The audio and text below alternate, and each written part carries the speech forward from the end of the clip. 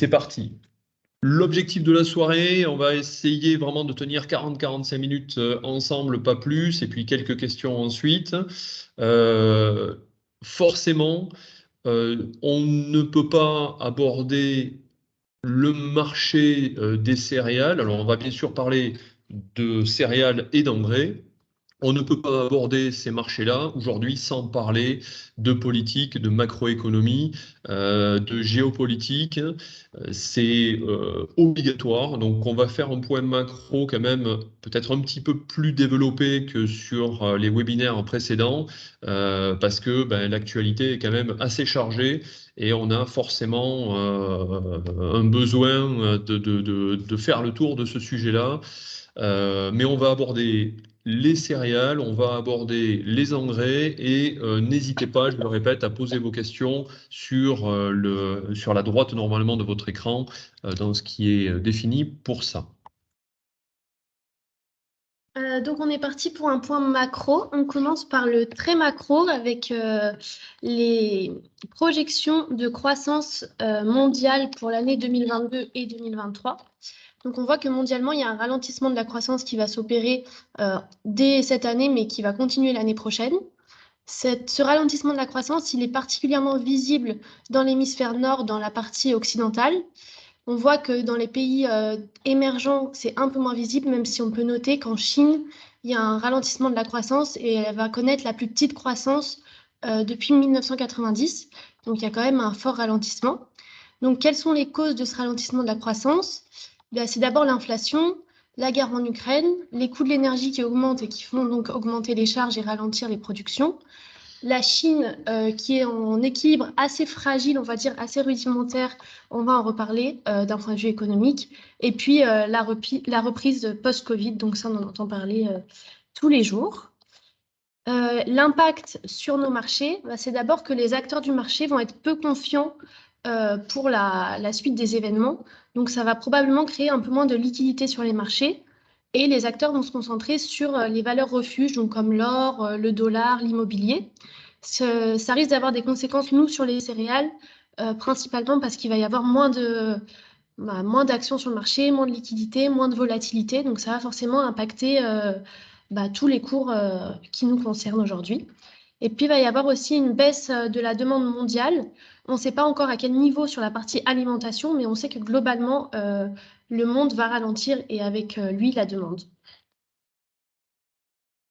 Donc, si on regarde l'inflation en premier, donc parmi toutes les causes de ce ralentissement de la croissance, on sait que l'inflation, elle est due à cette reprise post-Covid et principalement à la reprise post-Covid de la Chine.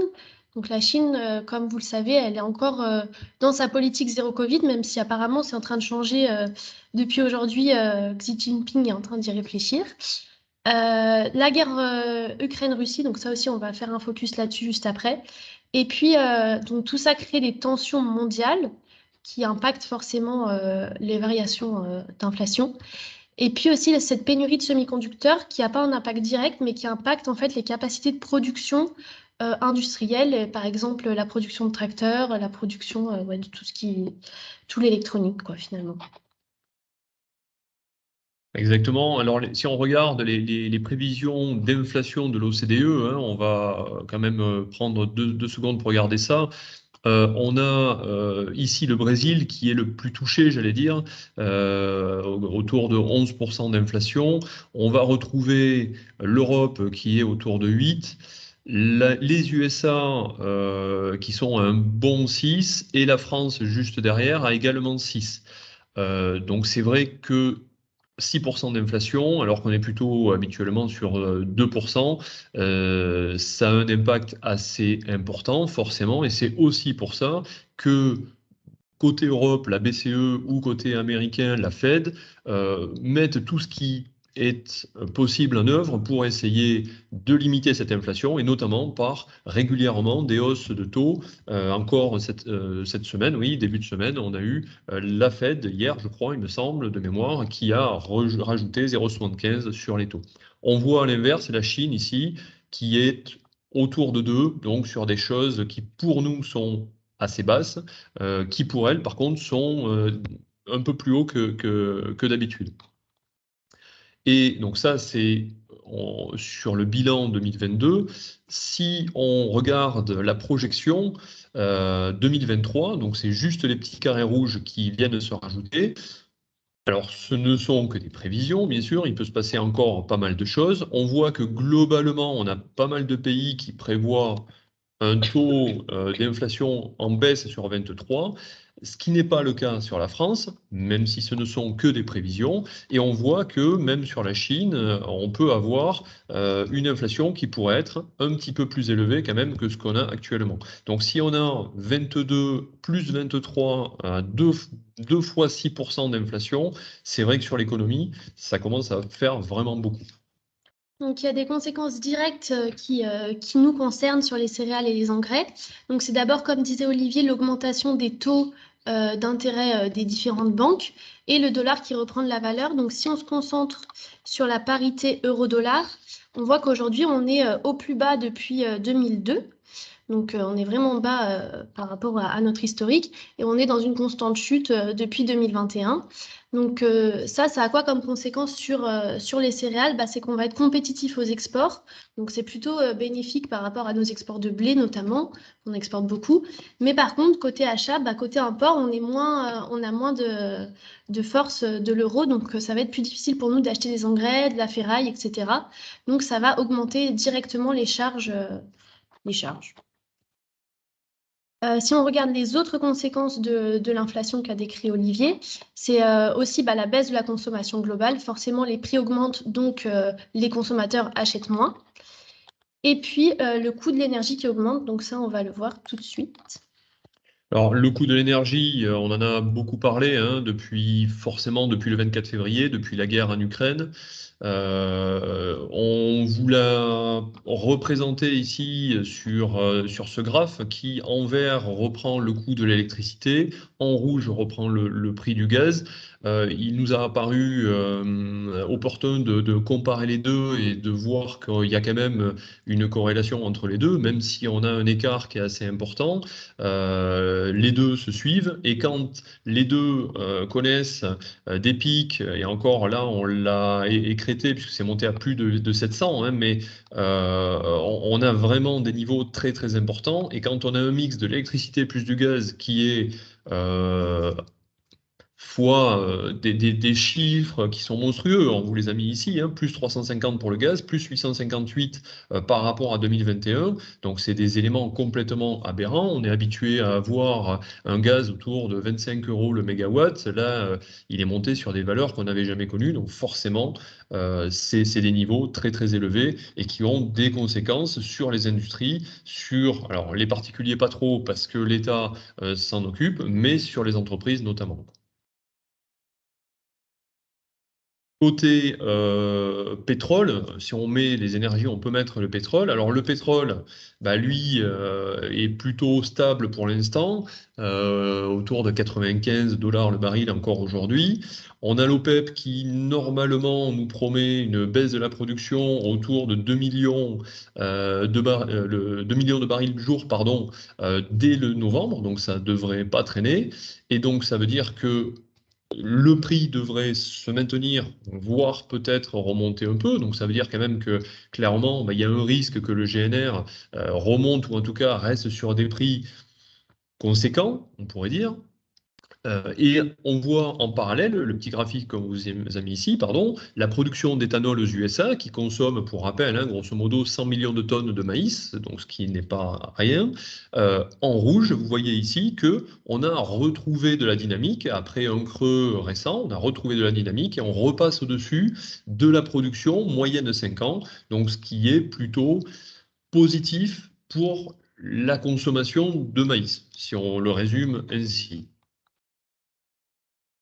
Les conséquences que va avoir ce paquet énergie sur les céréales, ça va être des questions alors, qui se posent un peu moins aujourd'hui parce que le coût a rebaissé, mais qui se sont posées il y a très peu de temps et qui ont eu des conséquences, notamment est-ce que les usines vont continuer de tourner ou pas, les triturateurs par exemple, les usines d'engrais, on reviendra dessus en fin de webinaire, il y a eu réellement un ralentissement de la production d'engrais parce que l'énergie était trop chère.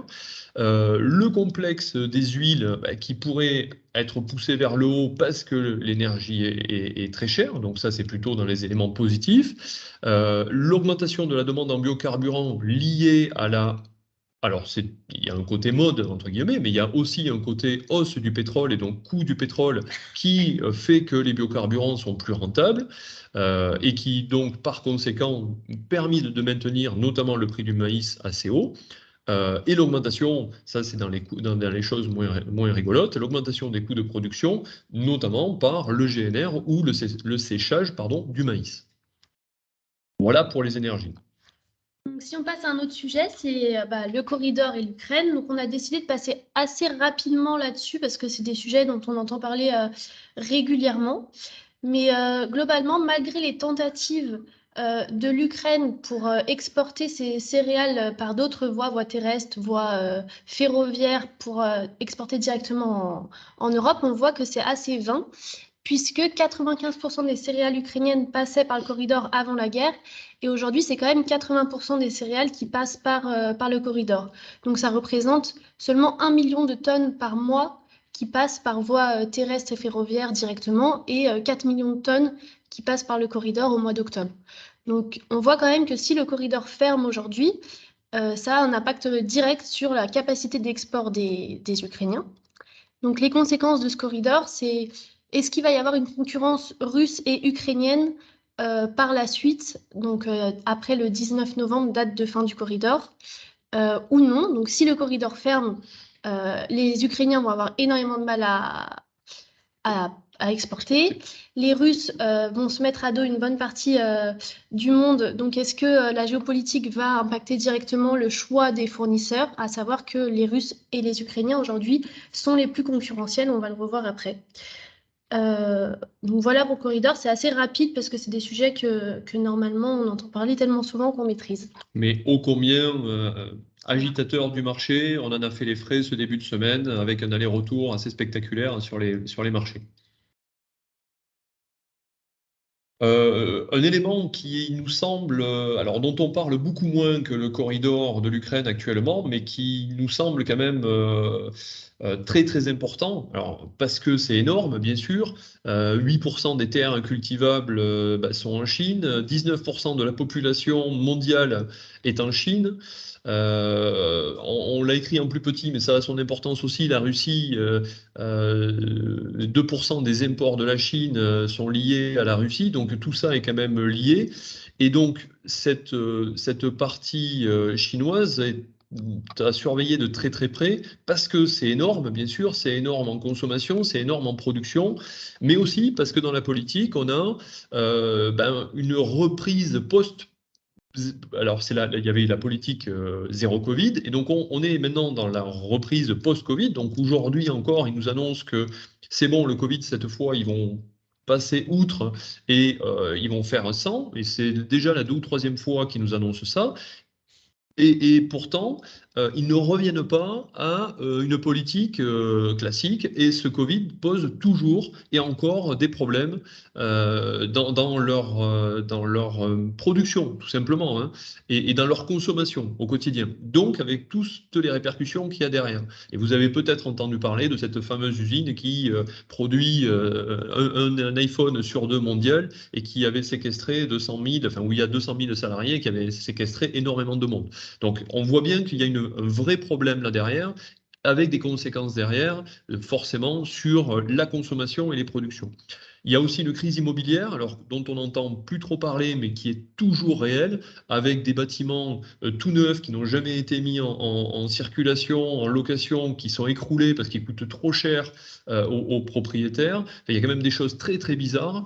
On a aussi la Chine qui est ultra dépendante aujourd'hui aux US et au Brésil, notamment des protéines, hein. Ils sont encore aujourd'hui en train de construire des porcheries. Donc la dernière en date, c'est une porcherie de 26 étages, donc c'est monstrueux.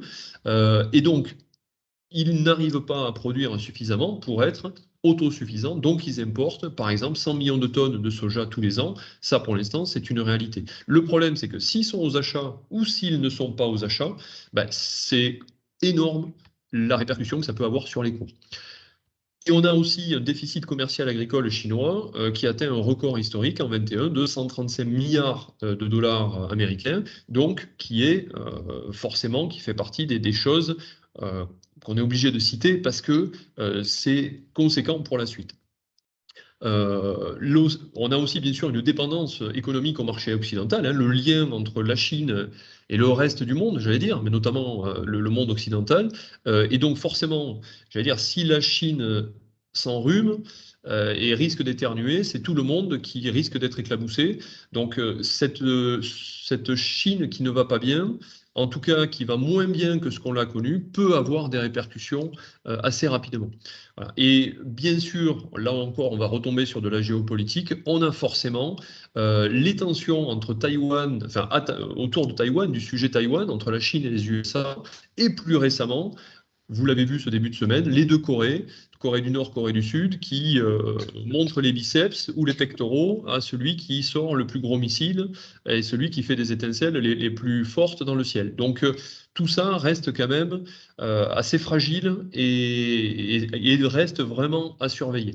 Bon, politiquement, réélection de Xi Jinping, donc on ne change pas une belle politique qui fonctionne et on reste en place et on continue.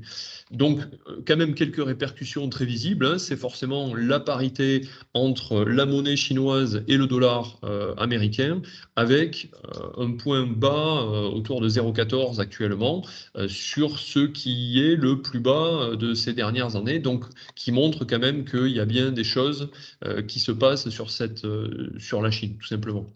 Euh, pour essayer de résumer l'impact potentiel sur les céréales, ben c'est si la Chine ne va pas bien, elle consomme moins bien. Si elle consomme moins, elle va faire moins d'imports. Et si elle fait moins d'imports, ça bloque tout le rouage économique mondial autour de cette consommation.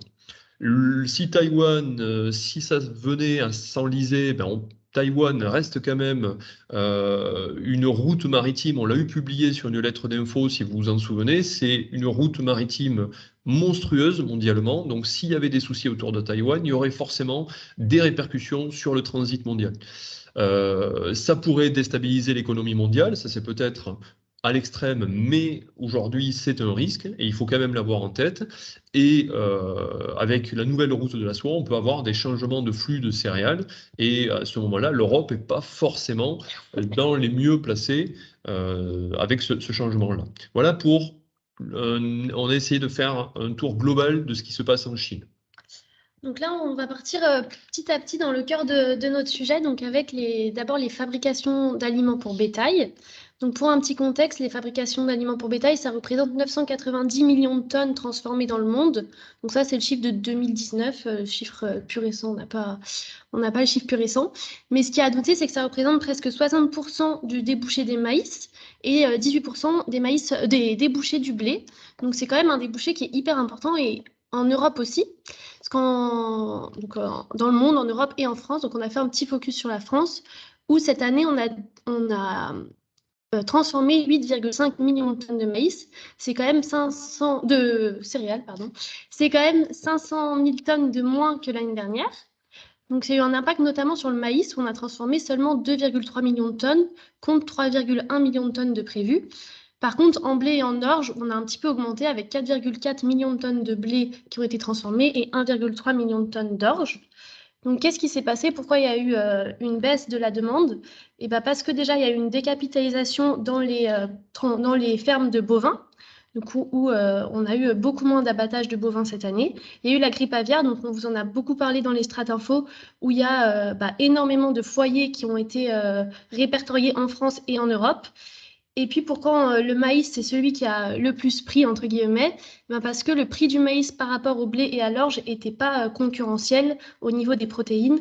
Donc les transformateurs se tournaient plus facilement vers le blé et vers l'orge, donc les céréales à paille.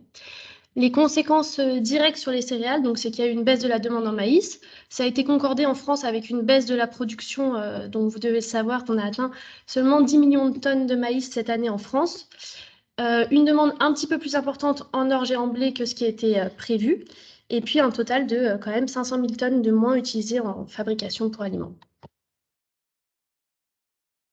Si on part plus, on va dire, plus profondément Ouais, sur on va sur le rentrer un blé. peu plus dans le vif du sujet. Je ne vois pas de questions, n'hésitez pas, hein, s'il y a des choses pas claires sur cette partie macro, on y répond maintenant, on y répond au fur et à mesure, n'hésitez pas.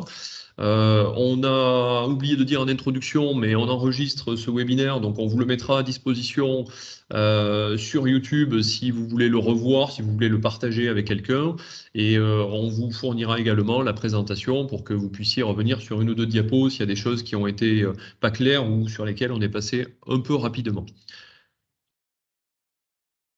Alors, sur le blé, si on rentre un peu plus dans le détail de ce qui nous intéresse vraiment au quotidien, même si j'insiste bien, hein, cette partie macro, on a volontairement passé du temps dessus parce que on a un peu cette épée de Damoclès, moi je le vois un peu comme ça, qui est au-dessus, on le voit, il y a la politique, mais il y a quand même cette partie économique, moi, qui nous inquiète concrètement sur les mois à venir, peut-être même un an ou deux, on va voir, mais ne pas sous-estimer cette partie économique.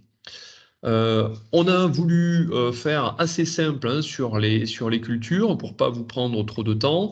On a remis ici les chiffres des exports en blé prévus. Alors c'est les chiffres USDA qui sont prévus actuellement avec l'ensemble des récoltes qui se terminent dans le monde. Enfin encore Australie, on va le voir, qui n'est pas commencé, donc à venir.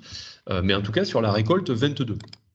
Donc, si on fait un premier focus, ces exports au global pèsent 187 millions de tonnes, pour remettre un chiffre dessus, sur une production globale de 780 millions, hein, grosso modo, donc 187 millions d'exports, d'échanges.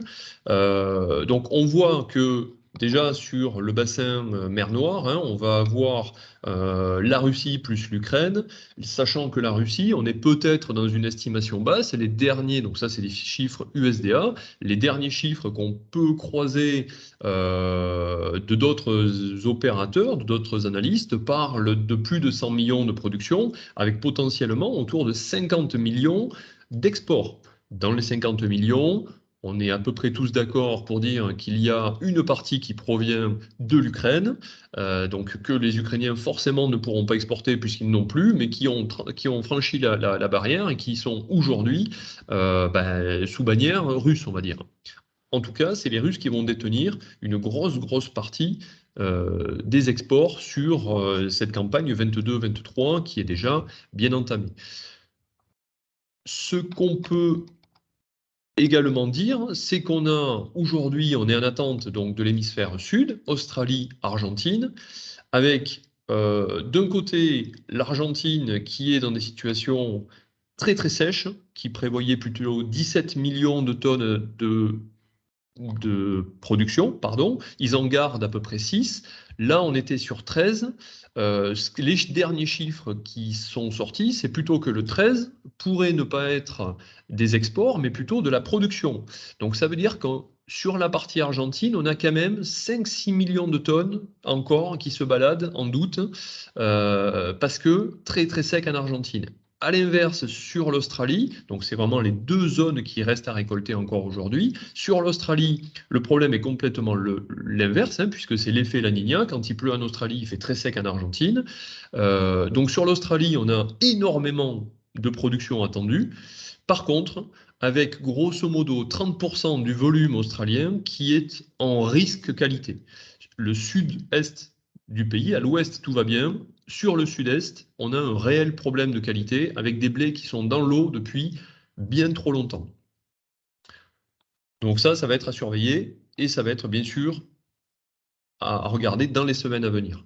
Côté import, si on met les imports face à ces exports, pour toujours parler de bilan et de balance, on va retrouver, on est autour de 114, 115 millions de tonnes. On va retrouver l'Asie que vous voyez en bleu ici, qui va représenter un gros tiers des imports. Donc d'où l'intérêt, pardon, aussi, dont on parlait tout à l'heure, hein, de la Chine notamment. Est-ce que la Chine va consommer du blé ou pas, et autres produits, avec un risque qu'elle importe moins si son économie ne va pas bien, pour revenir à ce qu'on disait tout à l'heure.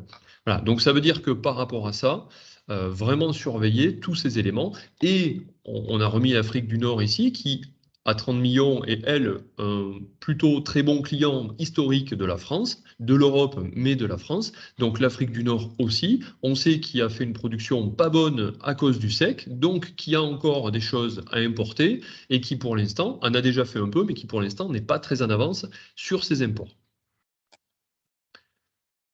Pour juste synthétiser le bilan mondial du blé, la conso, 790 millions, la production, 780. Il ne faut pas être mathématicien pardon, pour voir qu'on n'est pas dans le bon sens et qu'on va consommer plus qu'on va produire. Donc forcément, on va taper dans les stocks.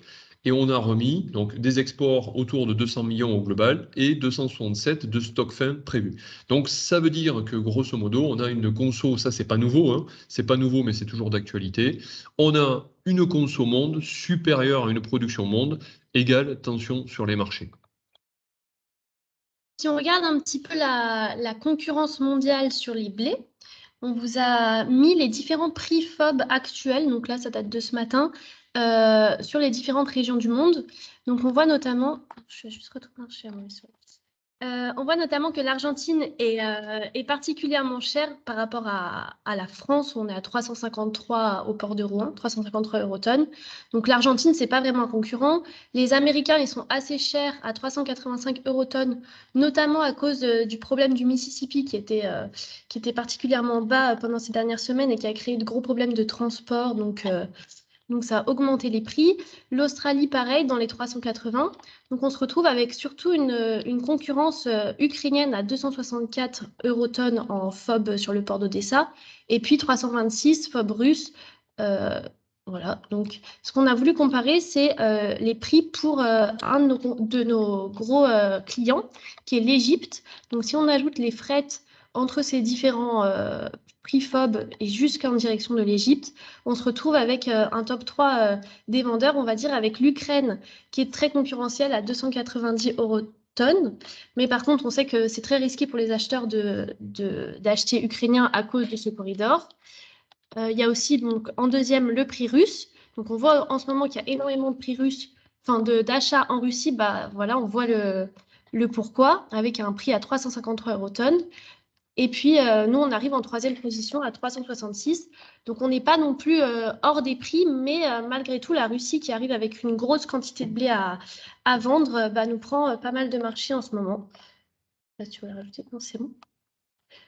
Voilà. Et si on regarde les prix Euronext du blé, on vous a fait une petite analyse graphique. Donc, on voit, là, on a clôturé à 340, 75. Donc, on est au-dessus des prix d'avant-guerre qui se situent par là en février. Donc, on voit qu'on est quand même sur des prix hauts et que d'ailleurs, on est sur un support au-dessus du support des 320 qui se situe ici, qui est un support très fort qui représente les prix d'avant-guerre, de la guerre notamment, et puis là, sur lesquels on a rebondi de nombreuses fois avant d'augmenter ces dernières semaines. Donc nous, ce qu'on imagine pour les semaines, mois à venir, c'est de rester dans ce canal des 360, 320, où on a déjà testé le haut des 360 il y a 2 semaines, on est redescendu, on a du mal à croire qu'on va descendre en dessous des 320, simplement parce que c'est un support majeur, et tant qu'il y a ces tensions autour du corridor, on risque de rester dans cette zone-là.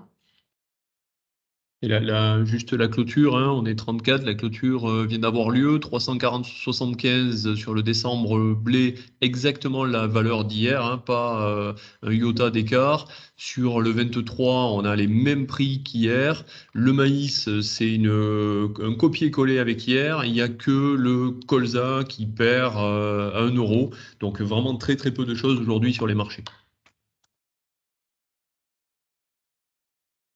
Pour revenir sur le blé, au vu de ce qu'on vient de se dire et pour essayer de faire une synthèse sur ce blé, donc dans les éléments, alors on va essayer de distinguer bien sûr 2 choses, hein. D'abord la récolte 22, un marché plutôt tendu au vu de ce qu'on s'est dit précédemment, même si la conso est un peu en berne globalement, on n'a pas suffisamment de production pour être sur un marché lourd, donc on est plutôt sur un marché tendu.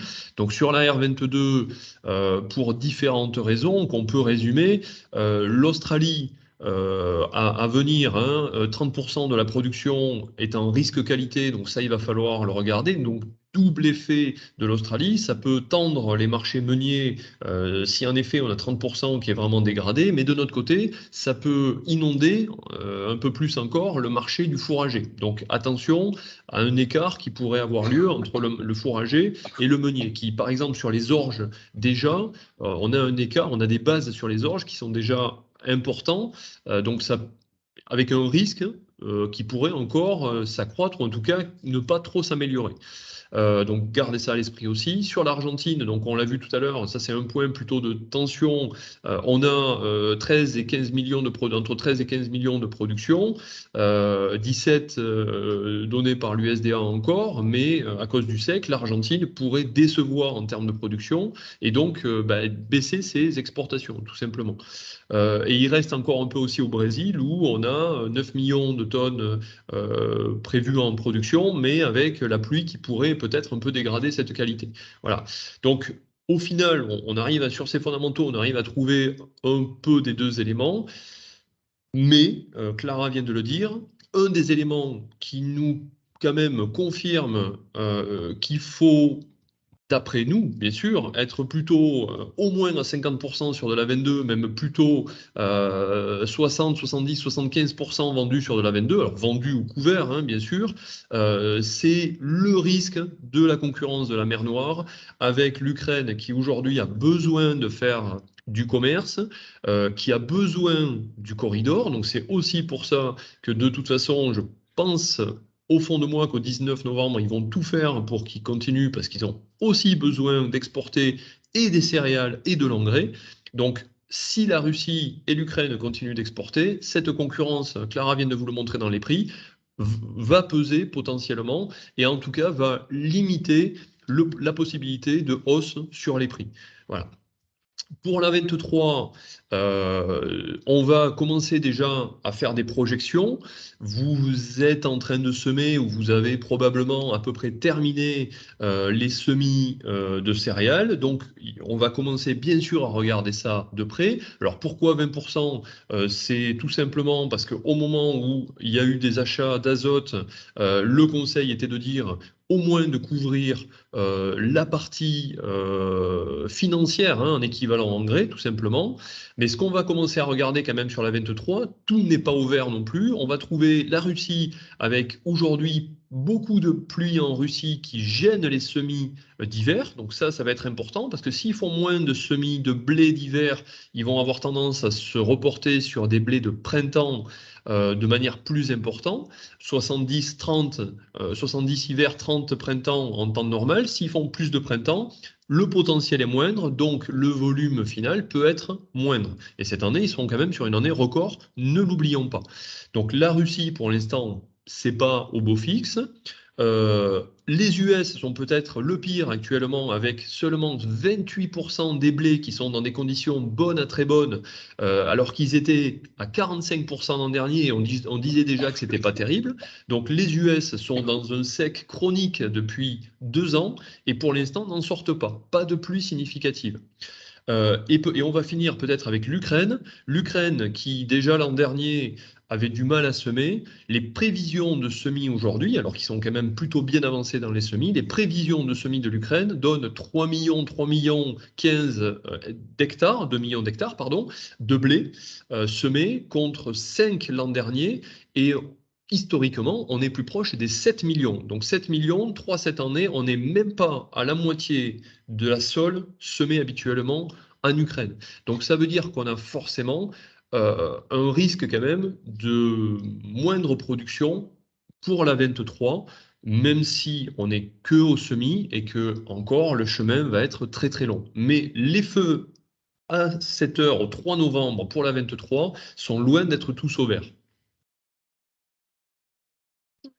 Pas de questions sur le blé, donc on va passer directement au maïs. On va dire qu'on a été clair. On a été clair.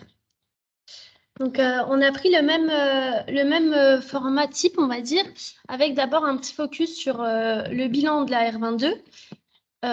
Tout d'abord, donc les exportateurs. Donc, on voit que les US restent l'exportateur majeur mondial avec 50 millions de tonnes à exporter cette année. On va pouvoir aussi s'intéresser à l'hémisphère sud, donc pareil que pour le blé. Donc en Brésil et en Argentine, qui représentent à eux deux 47% des exports totaux, donc c'est quand même énorme la part de l'Amérique latine. Ce qui se passe en ce moment, donc ils sont en train de semer. Donc on est en train de surveiller parce que surtout en Argentine, donc comme vous l'a dit Olivier, c'est très sec, donc ça ralentit les semis. Au Brésil, il n'y a pas forcément de problème météo majeur. Juste qu'on peut noter que ces deux pays, ils vont récolter en juin-juillet. Donc pour l'instant, ils vont pas encore arriver inonder le marché du maïs pour le moment. Et puis bien sûr, on va regarder l'Ukraine et la Russie qui représentent 16,5% des 5 exportateurs principaux. Donc toujours la même conclusion, toutes ces questions autour du corridor, est-ce qu'ils vont avoir la capacité ou non d'exporter? En sachant que là, si on regarde déjà les exports qui ont été faits par l'Ukraine, ils ont exporté quand même énormément de maïs, au moins autant que l'année dernière. Donc, c'est pas forcément sur le maïs qu'il y a eu des blocages en Ukraine, mais plus sur le blé. Côté importateur, donc l'UE, on est l'importateur principal, donc on est les plus dépendants par rapport aux exportateurs, donc c'est pour ça qu'on s'y intéresse aussi beaucoup. Mais après, on retrouve quand même beaucoup de pays asiatiques qui représentent 35% des importateurs mondiaux. Donc encore une fois, si la Chine ralentit ou si les tensions en Asie, soit à Taïwan, soit en Corée, augmentent, est-ce que la demande va baisser? Oui ou non? Et est-ce que ça va avoir un impact sur le cours du maïs? Donc, c'est vraiment quelque chose qui, on le voit, impacte tous les cours de céréales. Donc, si on regarde le bilan mondial, donc pareil, on voit qu'il y a 1,174 millions de tonnes qui vont être consommées, ce qui est plus, je ne vais pas refaire le chiffre, 5 millions de tonnes de plus que ce qui va être produit. Donc, on peut en conclure assez facilement qu'il va y avoir une tension sur les marchés. Par contre, on retient qu'en France, il y a une baisse de la demande en aliments pour bétail qui va sûrement continuer l'année prochaine. Et puis, on voulait surtout faire un petit focus sur l'assolement 2023 qui risque de changer et d'évoluer. Donc, notamment à cause des prix des engrais et des énergies qui ont énormément augmenté au cours de l'année dernière. Il y a beaucoup d'agriculteurs qui souhaitent changer leur assolement vers des cultures un peu moins demandeuses en maïs, en azote. Donc, par exemple, passer du maïs vers le tournesol, on en entend de plus en plus parler. Donc, c'est vraiment quelque chose qu'il va falloir surveiller avec probablement une baisse de la production de maïs. Par contre, c'est à rationner puisque aux USA, on voit que le prix soja, le ratio soja sur maïs est à 2,1. Donc, c'est en moyenne, on regarde, c'est à 2,5 d'écart. Donc, on sait que là, ça veut dire que le maïs est plutôt rentable par rapport à du soja. Donc, il n'y aura pas forcément de raison que les Américains, les farmers américains, changent d'assolement pour cette année-là. Mais ça va être à surveiller de près. Voilà. Le ratio aujourd'hui est plutôt favorable au maïs, mais le coût de l'énergie et donc des engrais sur les semaines et les mois à venir, dans leur décision d'assolement, va être vraiment très très important pour les États-Unis. Donc ici, on a essayé de représenter graphiquement où est-ce qu'on en est. On voit que on va de rectangle en rectangle sur le maïs. Donc là, on est revenu dans le rectangle qu'on avait eu plutôt sur le haut. Donc on voit bien quand même que ce qui s'est passé cette semaine a permis de faire un rebond, mais n'a pas permis clairement de repasser au-dessus des 344, cette résistance qu'on vous a tracée ici. Et c'est pareil, sur l'historique, on voit quand même que le 38,2 du retracement de Fibonacci ici à 312 reste pour l'instant un support qui semble important. Donc, Sur le maïs, peut-être un peu plus resserré, sans éléments très nouveaux pour les semaines, voire les mois. On pourrait très bien finir 2022 comme ça, rester dans un couloir 310, 350, hein, pour faire un peu simple. Il y a des chances quand même qu'on reste dans ce couloir-là au vu de ce qu'on a vu encore ces derniers temps et qui nous a pas permis d'aller au-dessus. Donc ça veut dire que sur le bilan global maïs, si on fait un peu la même chose, hein, on voit aussi qu'on est plutôt tendu, malgré une consommation un peu en berne, on est plutôt tendu sur le marché, ce qui nous pousse à plutôt avancer au moins de moitié sur la R22, avec le point le plus critique, hein, dont on parlait au début, c'est la partie économique. Risque sur l'économie, économie en difficulté, pourrait impacter l'industrie, le pétrole, l'éthanol, et tout enchaîne, et le maïs sera plus directement touché que le blé, par exemple, parce que on mange du blé presque directement, alors qu'on ne mange pas du maïs directement. Donc il y a cet aspect économique qui, sur le maïs, nous semble plus important encore que sur le blé. Et sur la 23, bah, c'est pareil, c'est en fonction de l'achat des azotes qui reste, on le verra tout à l'heure, même s'il y a un petit relâchement qui reste très très cher, bah, couvrir de manière économique, j'allais dire, financière, accompagner les achats d'azote par des couvertures ou des ventes sur une partie du maïs. Donc 10, ça peut être plutôt 15 ou 20 ou 25% du maïs. La seule chose, c'est qu'on a encore, la campagne est très très longue sur la 22, mais encore plus sur la 23. Donc, il peut se passer encore plein de choses. C'est pour ça que d'avancer au-delà de ça aujourd'hui nous semble peut-être un peu prématuré.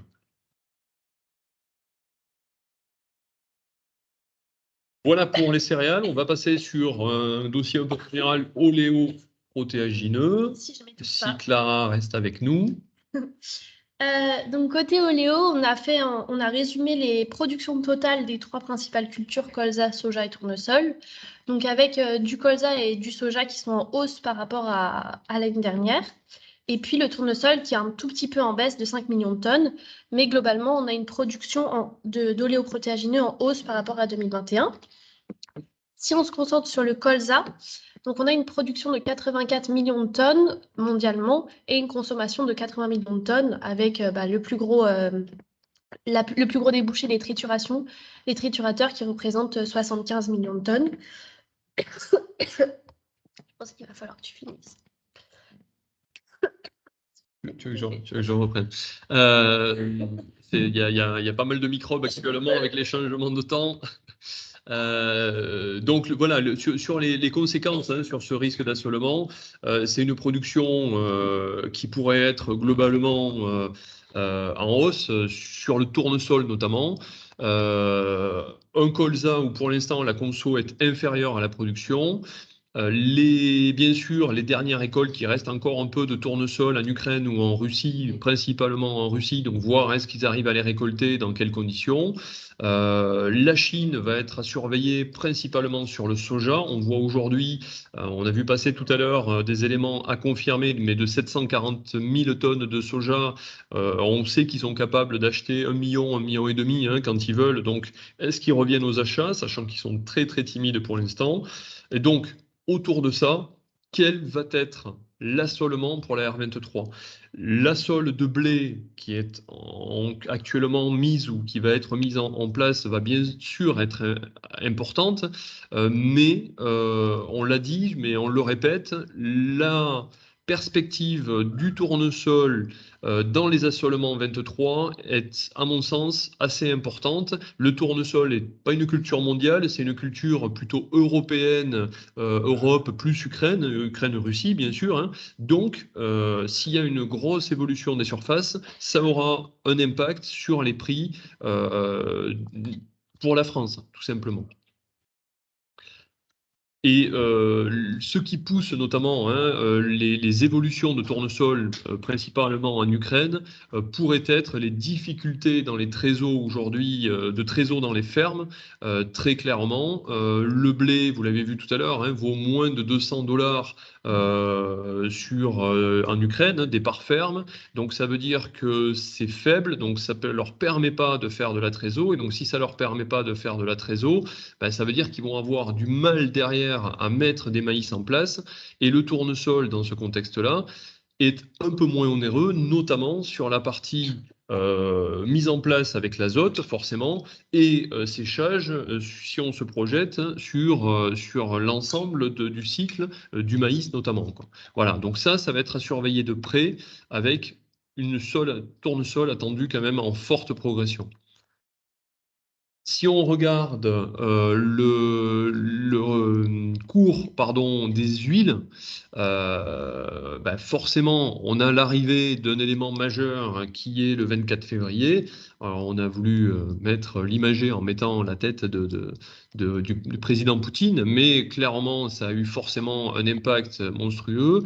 Bon, depuis, ça s'est calmé. Celle qui a le plus perdu, c'est l'huile de palme, qui était sur des niveaux relativement bas au vu des autres huiles qui se sont plutôt bien maintenues.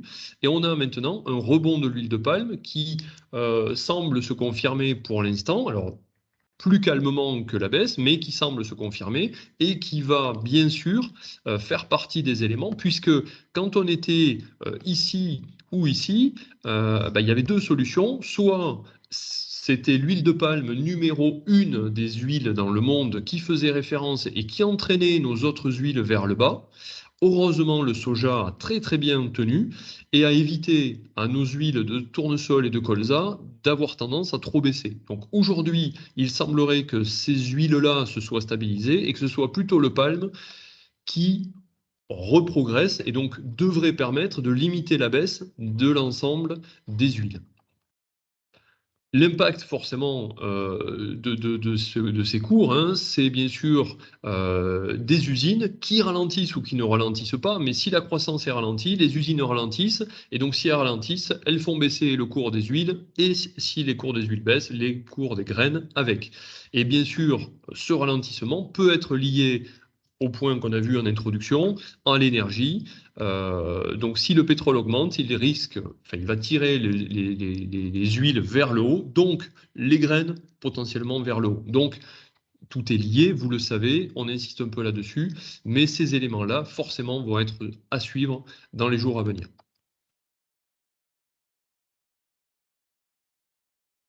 Allez, on a retrouvé Clara. Ouais. Je reviens pour le graphique. Donc, désolée déjà si je vous ai cassé les oreilles. En ce qui concerne le colza, donc là, on a pu tracer un canal haussier avec ce qui s'est passé là, ces 4 derniers jours. Malgré tout, c'est un canal haussier qui reste très fragile parce qu'il n'est pas confirmé. Donc, c'est à voir avec ce qui va se passer demain. Pour l'instant, on a clôturé à l'intérieur. Tout en sachant que malgré ce qui a été annoncé avec le corridor, la fermeture puis la rouverture, on n'a jamais réussi à passer la résistance de 680 eurotonnes qui est liée aux statistiques du retracement de Fibonacci et 38,2%, donc qui montre une résistance quand même assez importante qu'on ne pense pas qu'on va pouvoir dépasser dans les jours, mois à venir. Et puis en bas, on retrouve cette résistance forte qu'on a pu voir ici à 50% de Fibonacci, qui est à 626,50. On voit qu'il est quand même très solide, donc on a rebondi dessus pas mal de fois ces derniers jours. On a rebondi dessus aussi à ce moment-là, donc en juillet. Et puis, ça représente aussi les cours juste au moment de la guerre. Donc, on voit que cette résistance, ce support, il est quand même très, très fort. Donc, on pense dans les mois à venir, on va se retrouver entre cette résistance des 680 et puis ce support des 630. Malgré tout, on a rajouté cette petite accolade orange parce que si... je repars. S'il y a encore des grosses annonces autour du corridor et une grosse rouverture du corridor plus libre, on va dire, on pourrait retomber là. On voit aussi que ici, c'est un support sur lequel on a rebondi il n'y a pas si longtemps, donc on pourrait retourner. Et puis, cet assolement 2023 qui va commencer à rentrer en compte dans les prévisions et dans l'estimation des cours. Donc, tout ça pourrait faire retomber les cours un peu plus bas. C'est vrai que le prix de la 22, bon, beaucoup sont pas mal avancés, mais c'est surtout le prix de la 23 qu'on va scruter bien sûr maintenant, hein, qui est resté jusqu'à maintenant très très bon, très très proche d'une 22, d'une récolte 22. Donc c'est vraiment là où l'enjeu va être, hein, clairement. Avec tout ce qu'on a dit, on se retrouve avec un marché un peu plus lourd notamment par rapport à la production qui va être plus importante que la consommation en colza et en tournesol. Donc, en ce qui concerne la stratégie à laquelle nous on croit, on a séparé les deux cultures, donc d'abord le colza puis le tournesol. Donc, on pense que pour la R22, il faut avoir pratiquement conclu finalement ces couvertures parce qu'aujourd'hui, on ressent en tout cas qu'il y a plus de risques que d'opportunités sur le marché actuel avec tout ce qu'on a dit sur les industries qui risquent de ralentir. On n'a pas forcément fait de focus, mais sur les marges de trituration qui sont pas des plus réjouissantes, notamment pour le tournesol. Donc on pense que pour la R22, il serait plus favorable de ne pas prendre beaucoup de risques. En ce qui concerne la R23, pareil, on voit qu'il y a encore des bons prix actuellement. On sait que c'est des cultures qui sont délicates à produire, donc on ne peut pas engager beaucoup, mais on peut en couvrir une partie. Notamment en tournesol, on sait qu'il y a des prix autour des 630 € tonnes en physique qui sont proposés actuellement pour la R23. Donc ça nous semble un prix intéressant qui normalement couvre les charges et nous permet de générer un bénéfice sur la culture de tournesol. Et puis, il y a aussi ce problème d'assolement. Donc, pour l'instant, on n'a pas encore les estimations d'assolement parce que tout n'est pas semé. Mais on sait que c'est un risque qu'il y ait beaucoup d'offres en 2023 de colza et d'autres tournesol. Donc, c'est vraiment à surveiller. On a fini, on a déjà pris un peu plus de temps que ce qui était prévu, comme d'habitude. On est très bavard. On a fini les cultures. On va prendre quand même quelques minutes pour parler engrais, bien sûr. Les éléments qu'on va trouver vont bien sûr tourner autour de l'énergie, hein, qui a été très très élevée, comme on l'a vu tout à l'heure en introduction, avec un gaz qui ces derniers temps a plutôt baissé, 133 actuellement sur l'échéance janvier, avec donc si le gaz baisse, des coûts de production un peu plus raisonnables, même si ça reste toujours cher. Donc on a vu des usines au niveau de l'Europe qui se sont remises à produire alors qu'elles étaient soit au ralenti, soit à l'arrêt. Néanmoins, même si on a une petite accalmie, une amélioration, on pense qu'on est malgré tout toujours sur des risques de pénurie en Europe, notamment sur les céréales. On a quand même toujours dans les points à surveiller, hein, le corridor. Alors le corridor des céréales entre l'Ukraine et la Turquie ne concerne pas forcément directement les engrais, puisque les engrais viennent de Russie, mais il y a un lien forcément, puisque corridor sanctions, sanctions exportation. Donc si le corridor est fermé, il y aura très certainement de nouvelles sanctions. D'ailleurs, il y en a eu d'appliquées, alors on n'a encore pas tous les détails, mais il y a eu fin de semaine dernière de nouvelles sanctions appliquées par l'Europe contre la Russie. Donc c'est bien la preuve quand même qu'il y a un bras de fer entre d'un côté Poutine, on va dire, hein, et de l'autre l'ensemble des opérateurs, notamment tous ceux qui peuvent acheter de l'engrais. Donc ce corridor et sur les céréales, mais peut avoir aussi une répercussion sur les engrais. Donc les sanctions, dès qu'on aura un peu plus d'éléments, et si c'est important, on vous communiquera. Aujourd'hui, on se retrouve de manière assez anormale, étonnante, avec des ports qui sont surchargés d'engrais, parce que ça n'a pas acheté au niveau monde tant que ça, avec des coûts trop élevés. Et donc, avec des choses complètement aberrantes, des prises en masse, des cases d'engrais qui sont peut-être perdues avec la valeur qu'elles ont, donc c'est quand même des choses très très importante pour les producteurs ou les opérateurs qui sont entre les deux. Et enfin, dans les produits, enfin dans les offres, pardon, dans ce qu'il faut regarder, dans les offres, c'est la Chine qui fabrique énormément d'urée priée notamment, qui est bien sûr à surveiller de près, puisque si difficulté risque de moins produire ou moins consommer de l'autre côté. Ce côté demande, ben, c'est la baisse du prix en septembre, et puis on va le revoir un peu maintenant aussi. On attend quand même dans les choses à surveiller de très près, c'est un appel d'offres indien, 1 million et demi, qui devrait tomber dans les jours à venir. Et on vous en parle déjà depuis un petit moment, mais c'est forcément l'assolement 23, maïs, tournesol, maïs, plus de céréales, plus de soja.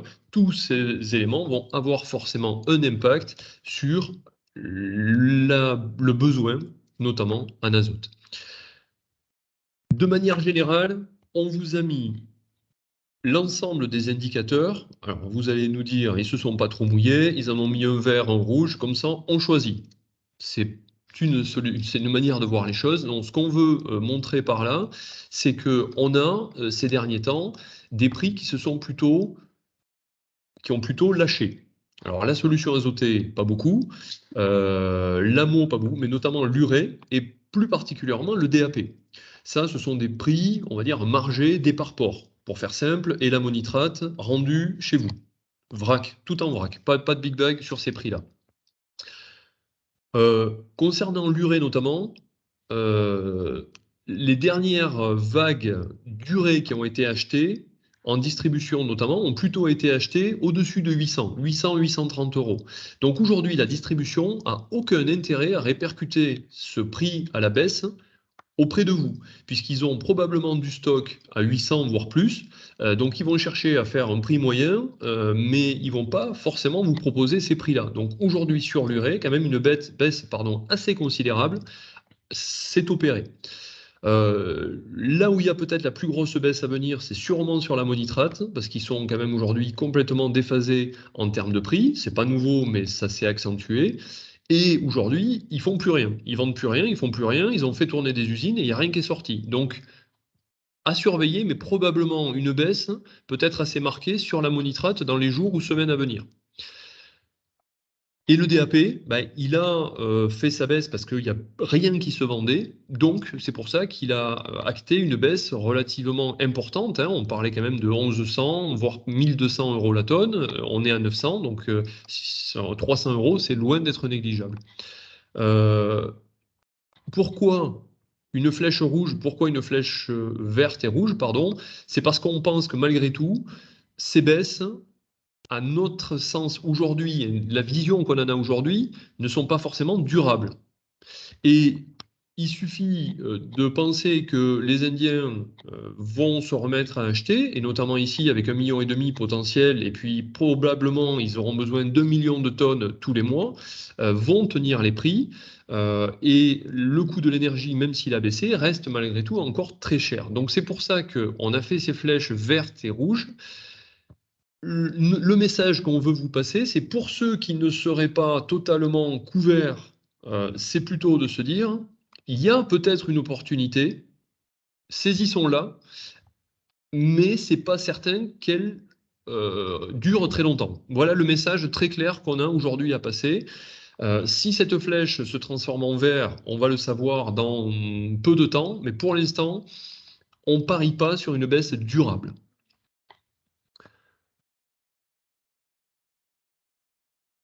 On a juste voulu remettre un tableau qu'on vous a déjà présenté, mais si on prend un blé avec 190 unités, avec 150 de solutions azotées, 40 d'amont dans notre exemple, on fait 7 tonnes de blé à l'hectare.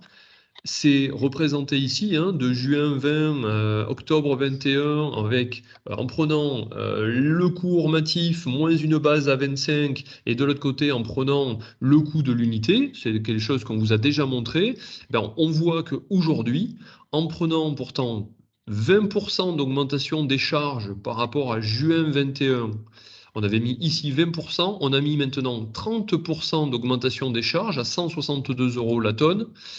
On a un coût forcément de fertilisation à 66 € dans cet exemple-là, hein, lié à ça. Donc forcément, c'est très cher.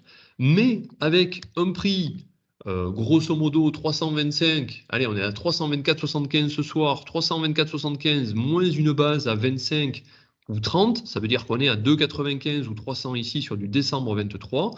Ça veut dire qu'on arrive quand même à dégager 70 € la tonne de marge sur cet exemple-là. Donc ça veut dire que pour celui qui n'a encore pas avancé, profiter des prix actuels reste, à notre avis, sur la R23, encore un bon calcul.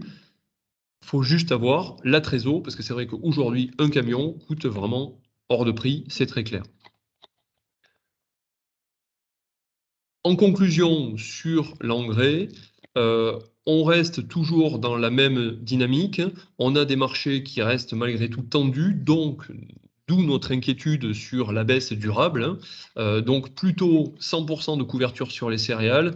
Il y a un moment que dans la strate info, dans la strate fertile, on vous pousse à acheter vos céréales. À l'heure actuelle, même avec la baisse qu'on a, il n'y a pas d'erreur de stratégie puisqu'on a des prix qui sont encore plus chers que grosso modo l'ensemble des achats que vous avez pu opérer, donc pas de souci particulier là-dessus. Donc être toujours couvert sur les céréales parce qu'on n'est pas à l'abri encore et toujours de problèmes de disponibilité.